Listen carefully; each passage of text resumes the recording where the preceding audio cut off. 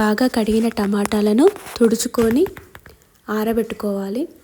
అలాగే 2 కిలోల టమాటాలకి 1/2 కిలో ఉప్పు, పసుపుని రెడీగా ఉంచుకోవాలి. ఇప్పుడు ఈ టమాటా ముక్కలని మనం పైన తొక్క తీసేసి సన్నగా కట్ చేసుకోవాలి.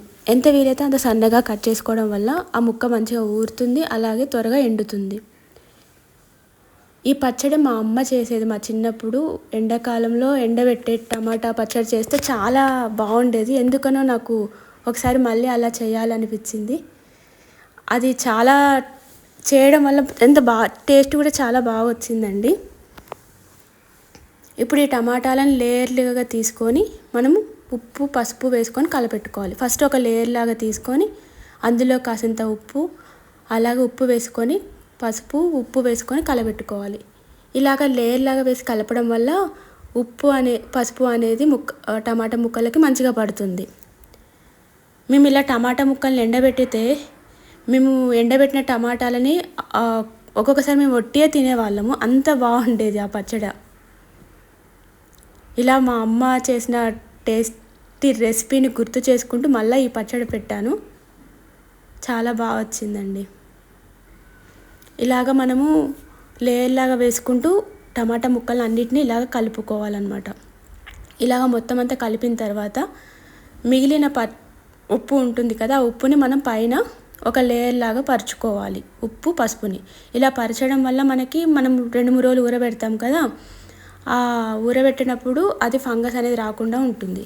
ఇలాగ ఊరబెట్టిన తర్వాత తెల్లవారి మళ్ళీ మనం ఆ 2 days 3 days కూడా రోజుగా మనం ఈ టమాటా ముక్కల్ని కలపాలి. అలా కలపడం వల్ల టమాటాలు అనేవి మొత్తంగా కలుస్తాయి, ఒక్క దగ్గరే ఉండకుండా. ఇప్పుడు ఇది 2-3 రోజులు ఊరబెట్టిన తర్వాత నేను మీకు చూపిస్తాను.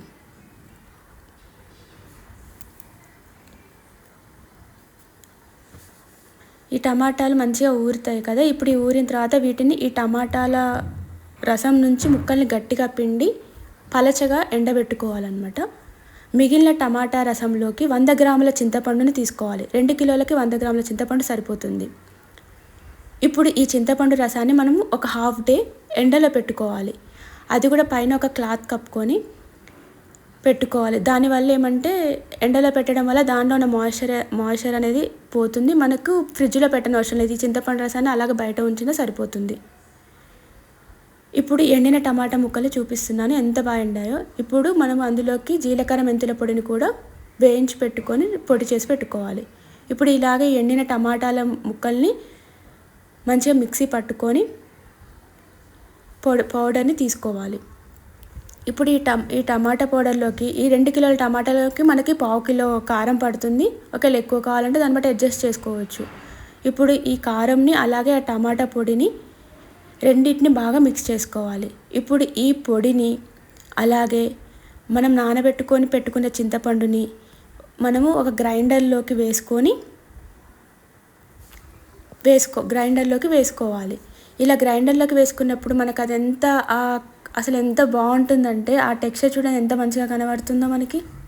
ఇప్పుడు ఇందులోకి ఒక 2-3 స్పూన్లు జీలకర్ర, మెంతుల పొడిని కూడా వేసుకోవాలి. అది మనకి తెలిసిపోతుంది. మనకు కొంచెం మెదిగింది పచ్చడి అనుకున్నప్పుడు ఒక గిన్నెలోకి అట్టు పెట్టుకోవాలి. ఇలా టమాటా పచ్చడి మనకు ఇలాగ చేసిన టమాటా పచ్చడి సంవత్సరం పాటు నిల్వ ఉంటుంది. చిన్నపిల్లలైతే చాలా బాగా ఎంజాయ్ చేస్తూ తింటారు. ఇప్పుడు దీనిని మనం ఒక గ్లాస్ జార్లోకి తీసుకొని స్టోర్ చేసుకోవచ్చు. ఇది ఇప్పుడు మనకు సంవత్సరం పాటు నిల్వ ఉంటుందండి. చాలా చాలా బాగుంటుంది. ఒక్కసారి ట్రై చేసి చూడండి. ఇప్పుడు దీన్ని నేను కొంచెం తాలింపు చేసి చూపెడుతున్నాను. ఇందులోకి ఫస్ట్ ఎండుమిరపకాయలు ఫస్ట్ వేయడం వల్ల అవి మంచిగా వేగుతాయి అన్నమాట. తర్వాత జీలకర్ర, అలాగే కొంచెం వెల్లుల్లి కూడా వేసుకుంటున్నాను. వెల్లుల్లి తర్వాత కరివేపాకు, మనం రుబ్బి పెట్టుకున్న టమాటా పచ్చడిని కూడా వేసుకున్నాను. ఇది చూడండి ఎంత బాగా కనబడుతుందో. ఇది నిజంగా చాలా టేస్టీగా ఉంటుంది. ఒక్కసారి ట్రై చేయండి. సేమ్ ఇదే కొలతలతో. నేను ఫస్ట్ టైం ట్రై చేశాను. మా అమ్మ చెప్పిన టమాటా పచ్చడి చాలా బాగుంది. ఒకసారి మీరు ట్రై చేయండి. Thank you.